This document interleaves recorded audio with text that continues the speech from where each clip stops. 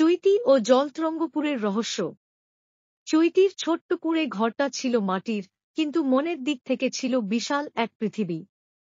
বৃষ্টির দিনে তার ঘরের কোণায় ছোট ছোট জল জমে থাকত। একদিন বৃষ্টির পরে ঘরের এক কোণে জমে থাকা জল হঠাৎ জ্বলজ্বল করে উঠল। সেখানে নড়ছে একটা সোনালি মাছ, আলো ছড়ানো, চোখে যেন মানুষই ভাষা। চৈতি ভাবল স্বপ্ন দেখছে, কিন্তু যখন সে মাছটিকে ছুঁতে গেল, হঠাৎ সে পড়ে গেল সেই জলে।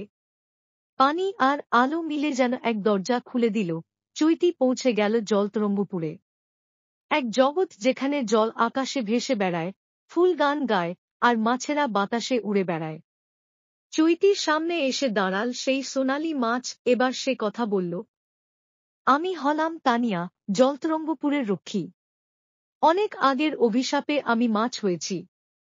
এখন এই রাজ্য বিপদে, আমাদের হৃদয় হারিয়েছে, নদী শুকিয়ে যাচ্ছে, প্রাণীরা ছায়ামানব হয়ে উঠছে। সেই হৃদয় বন্দী আছে পিশাচিনী রুহিনার হাতে। একমাত্র তুমিই পারো তাকে থামাতে। চৈতি ভয় পেলেও রাজি হয়ে গেল। তানিয়া তাকে দিল 3টি জাদু উপহার।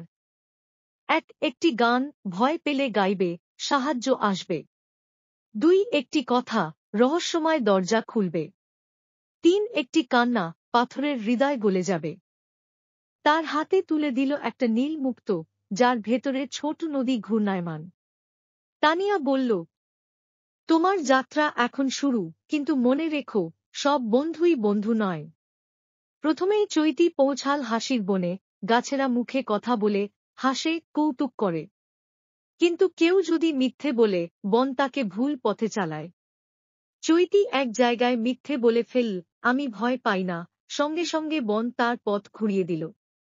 হারিয়ে গিয়ে চৈতি দেখা পেল এক ছায়ামানবের, যে বলল, তুমি কি সত্যিই রাজ্য বাঁচাতে চাইছ, না শুধু অ্যাডভেঞ্চারের মজা নিতে এসেছ? চৈতি চোখ বন্ধ করে বলল, আমি ভয় পাই, কিন্তু কাউকে কষ্ট হোক চাই না। তখনই গাছেরা হেসে উঠল, পথ খুলে গেল, আর সে পেল প্রথম চাবি, সত্যের বেল। পরের গন্তব্য ছিল ছায়াকুঞ্জ, এক অদ্ভুত স্থান যেখানে নিজের ভয়, লোভ, স্মৃতি সব ছায়া রূপে ফিরে আসে।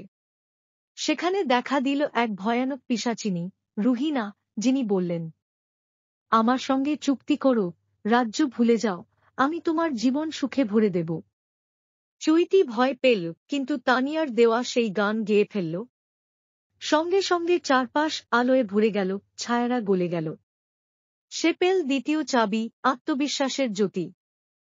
চৈতি এবার পৌঁছাল উল্টো দ্বীপে, এক দ্বীপ যেখানে সময় পেছনে চলে, কথা উল্টো শোনা যায়, আর বাস্তব আর কল্পনার পার্থক্য মুছে যায়। সেখানে তার দেখা হলো এক ছেলের সঙ্গে, রুবান। সে নিজেকে বন্ধুর মতো দেখাল, বলল, চলো, আমি জানি পাথরের হৃদয় কোথায় লুকানো। চৈতি ও রুবান মিলে পৌঁছাল এক গুহায়। সেখানে পাথরটা চাঁদের মতো আলো দিচ্ছে। ঠিক তখন রুবান মুখ খুলল, আমি দ্রোহণের ছেলে, আমার বাবার উত্তরাধিকার তুমি নিতে পার না। আমি তোমাকে ব্যবহার করেছি। চৈতি দমে গেল না। সে বলল, আমি ক্ষমা করি, কিন্তু ভালোবাসা দিয়ে জেতা যায়, ভয় দিয়ে নয়। তখনই পাথরের হৃদয় নিজেই আলোকিত হয়ে উঠল, আর রুবান অজ্ঞান হয়ে পড়ে গেল। পাথর বেছে নীল চৈতিকেই। 3টি চাবি একসাথে মিলিয়ে চৈতি পাথরকে রাখল জলতরঙ্গপুরের কেন্দ্রস্থলে। তখন চারদিকে আলো ছড়াল, নদী জেগে উঠল, ছায়ারা হারিয়ে গেল। তানিয়া ফিরে পেল তার আসল রূপ, এক আকাশী ডানাওয়ালা পরী। সে বলল, তুমি প্রমাণ করেছ, সাহস মানে ভয় না পাওয়া নয়, ভয়কে ভালোবাসা দিয়ে জয় করা। চৈতিকে পুরস্কার হিসেবে দেওয়া হল জলতরঙ্গের বীজ, যে যেখানে রাখবে, সেখানে সুখ, জাদু আর শান্তি জন্মাবে। চৈতি ফিরে এল নিজের ঘরে। কিন্তু এখন ঘরের কোণে রাখা সেই পানির পাত্রে মাঝে মাঝে সোনালি আলো জ্বলে উঠে। মাঝে মাঝে সে হাসে, কারণ জানে, তার হৃদয়ে আছে এক জগৎ, যেটা কেবল সাহসীরা দেখতে পায়।